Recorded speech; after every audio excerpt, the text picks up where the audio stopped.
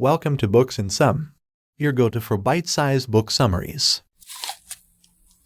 Emotional Agility by Susan David. The human brain can create distorted stories based on lived experience, and that we often get hooked into the story of our own life in the same way. The author's basic story goes like this: I am waking up and getting out of bed because I'm a social worker. However, the stories our minds manufacture are rarely accurate and can distort reality, often in a negative way. To be emotionally agile, it is important to learn how to deal with emotions as they arise, why you don't have to force a smile if you don't feel like smiling, how downplaying your weaknesses can actually make you less self-confident, and why people who claim to like playing golf are often just kidding themselves. Pretending we're happy gets us nowhere, but suppressing negative emotions can have an upside. Research from the University of California at Berkeley found that genuine smiles activate the orbicularis oculi eye muscles and the zygomaticus major mouth muscles. And when the researchers tracked down the classmates 30 years later, they found that genuine smilers were blessed with happier lives in terms of marriages, well-being, and careers. Emotional agility is the ability to step back from the emotions and figure out what needs to change. Grinning and bearing it is not a constructive way to deal with negative emotions, but with the author's help, one of the author's clients realized he was dealing with an anger problem. Self-compassion is the best way to deal with painful emotions, and that it involves taking a broad view of yourself, accepting who you are and seeing everything, including all your flaws, with compassion. Self-compassion also helps to recover from divorce faster than those who resorted to self-criticism or blame. To start, it is important to recognize and listen to your emotions, visualize yourself as the child you once were, and embrace and comfort that imagined child. Finally, showing yourself compassion is essential when dealing with painful emotions. Mindfulness is the practice of paying purposeful attention to something, be it a sensation, an emotion, or your breathing, without judgment. It is based on science and can be seen as an antidote to distraction. On one occasion, the author was fuming at a call center support agent, but after apologizing, she was able to work together with the agent to resolve the billing issue. Once you're attuned to your emotions, it is important to look at your life and decide what you want from it.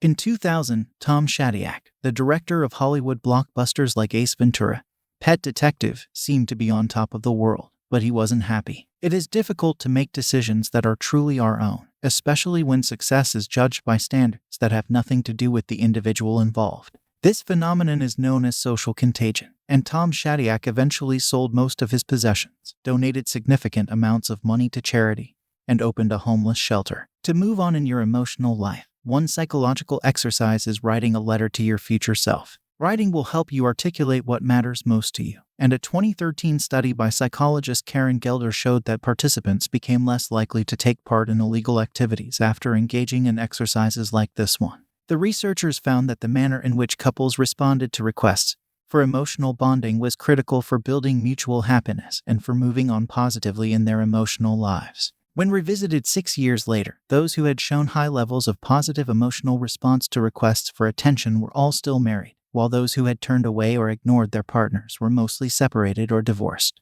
To move on with your emotional agility, practice making yourself more emotionally available to your partner or friends, and stay at the top of your game by making sure you're challenged and stimulated. To spice things up a bit, search for something a little daring. Emotional agility is the ability to balance positive stress from new situations with secure feelings of assurance and calm. It can be done by learning a language or playing a musical instrument, or by finding small challenges in daily tasks. Erin, a friend of the author, got trapped in a situation where her boss scheduled a phone meeting on her day at home, but she was aware that it would be embarrassing if her children could be heard in the background.